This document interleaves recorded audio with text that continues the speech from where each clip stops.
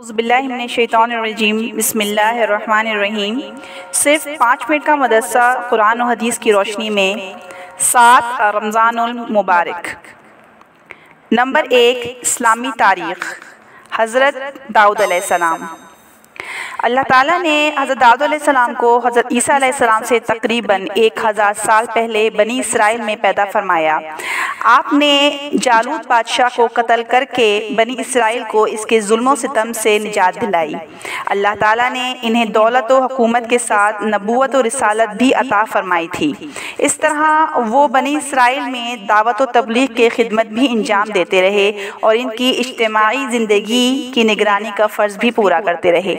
हज़रत आदम अलैहिस्सलाम के बाद अल्लाह ताला ने आप ही को खलीफे का लक़ब अता किया। अल्लाह ताला ने इन्हें ज़बूर नामी किताब दी जिसमें तौरात के मुताबिक अहकाम थे, मगर इसका अक्सर हिस्सा अल्लाह की हम्दो सना, बिशारत और खुशखबरी, वाज़ व नसीहत, इल्म व हिकमत और खुदा की तस्बीह पर मुश्तमिल था।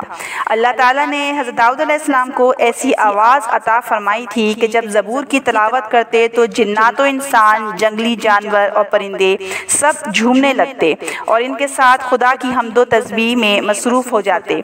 अल्लाह ताला ने इनको परिंदों की बोलियां सिखाई, लोहे को इनके लिए नरम कर दिया जिसकी वजह से वो आसानी के साथ ज़रें बना लेते और लड़ाई के मौके पर इनको पहनकर दुश्मन से अपने बचाव कर लेते थे। इनको बेचकर अपनी रोज़ी का इंतज़ाम भी कर लिया करते थे। 40 या 70 साल बनी इसराइल पर कामयाब हुकूमत की और 100 साल की उम्र में इबादत के हालत में इनका इंतकाल हुआ। शहर सहून में दफन हुए। नंबर 2, अल्लाह की कुदरत। मखलूक को रिस्क देना। अल्लाह ताला ने दुनिया में जितनी मखलूक़ात पैदा की हैं, इन तमाम को ख्वाह वो खुश्की में हो या तरी में, जहाँ कहीं भी हों, बर वक्त रिस्क पहुँचाता है और ये निज़ाम जब से दुनिया कायम हुई है इस वक्त से लेकर क़यामत तक चलता रहेगा, मगर इसमें ना कोई परेशानी और ना कोई थकन हो रही है, जबकि इंसान चंद अफराद की ज़रूरियात ज़िंदगी का इंतज़ाम करने में परेशान हो जाता है। आखिर पूरी दुनिया के रिस्क का इंतज़ाम करना अल्लाह की कितनी बड़ी कुदरत है। नंबर 3, एक फ़र्ज़ के बारे में। नमाज के लिए मस्जिद जाना। रसूलुल्लाह सल्लल्लाहु अलैहि वसल्लम ने फरमाया, जो शख्स सुबह और शाम नमाज के लिए मस्जिद जाता है, अल्लाह ताला इसके लिए जन्नत में मेहमानी का इंतज़ाम फरमाते हैं। जितनी मरतबा मस्जिद जाता है उतनी ही मरतबा अल्लाह ताला इसके लिए मेहमानी का इंतज़ाम फरमाते हैं। नंबर 4, एक सुन्नत के बारे में। पानी पीने का सुन्नत तरीक़ा। नंबर 1, दाएं हाथ से पीना। नंबर 2, बैठकर पीना। नंबर 3, पानी को देखकर पीना। नंबर 4, बिस्मिल्लाह पढ़कर पीना। नंबर 5, 3 सांस में पीना और नंबर 6, पीने के बाद दुआ पढ़ना। नंबर 5, एक अहम अमल की फ़जीलत। रोज़ेदार को इफ्तार कराना। रसूलुल्लाह सल्लल्लाहु अलैहि वसल्लम ने फरमाया, जो शख्स हलाल कमाई से रमज़ान मुबारक में रोज़ेदार को इफ्तार कराए, इस पर रमज़ान की रातों में फ़रिश्ते रहमत भेजते हैं और शब क़दर में जिब्राइल अलैहिस्सलाम इससे मुसाफ़ा करते हैं और जिससे जिब्राइल अलैहिस्सलाम मुसाफ़ा करते हैं इसकी पहचान ये है कि इसका दिल नरम और आँखों से आंसू बहते हैं। नंबर 6, एक गुनाह के बारे में। ख़ुदकशी का अज़ाब। रसूलुल्लाह सल्लल्लाहु अलैहि वसल्लम ने फरमाया, जिसने पहाड़ से लुढ़क कर ख़ुदकशी की वो जहन्नुम में हमेशा हमेशा लुढ़कता रहेगा। जिसने लोहे के टुकड़े यानी हथियार से ख़ुदकशी की, इसके हाथ में वो लोहा होगा और जहन्नुम में हमेशा हमेशा अपने पेट में घोंपता रहेगा।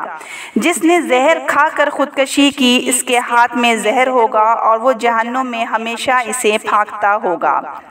फ़ायदा, इस ज़माने में जो लोग घरेलू परेशानियों या किसी टेंशन में आकर दवा खाकर या ऊंचाई से गिरकर या किसी और तरीके से मर जाते हैं, वो अपने लिए जहन्नुम का रास्ता हमवार करते हैं।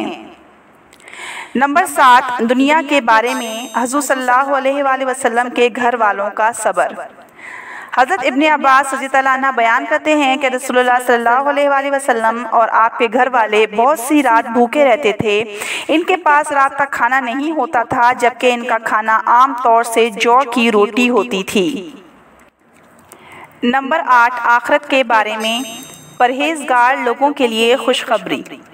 कुरान में अल्लाह ताला फरमाता है, बेशक परहेज़गार लोग बागों और चश्मों में होंगे। इनको कहा जाएगा कि तुम इन बागों में अमन सलामती के साथ दाखिल हो जाओ और हम इनके दिलों की आपसी रंजिश को इस तरह दूर कर देंगे कि वो भाई भाई बनकर रहेंगे और वो तख्तों पर आमने सामने बैठा करेंगे। नंबर 9, तिब्बे नबवी से इलाज, मुनक्का से इलाज। हज़रत अब्बू हिंदारी कहते हैं कि रसूलुल्लाह सल्लल्लाहु अलैहि वसल्लम की खिदमत में मुनक्का का तोहफ़ा एक बंद थाल में पेश किया गया। आप सल्लल्लाहु अलैहि वसल्लम ने इसे खोलकर इरशाद फरमाया, अल्लाह का नाम लेकर खाओ। मुनक्का बेहतरीन खाना है जो पट्ठों को मजबूत करता है, पुराने दर्द को ख़त्म करता है, गुस्से को ठंडा करता है और मुँह की बदबू को दूर करता है, बलगम को निकालता है और रंग को निखारता है। नंबर 10, कुरान की नसीहत।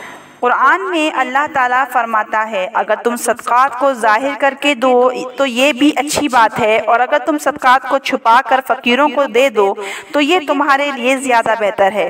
अल्लाह ताला तुम्हारे बाज़ गुनाह माफ़ कर देगा और अल्लाह ताला तुम्हारे कामों से बाखबर है। अल्लाह ताला अमल करने की तौफ़ीक़ अता फ़रमाए। आमीन।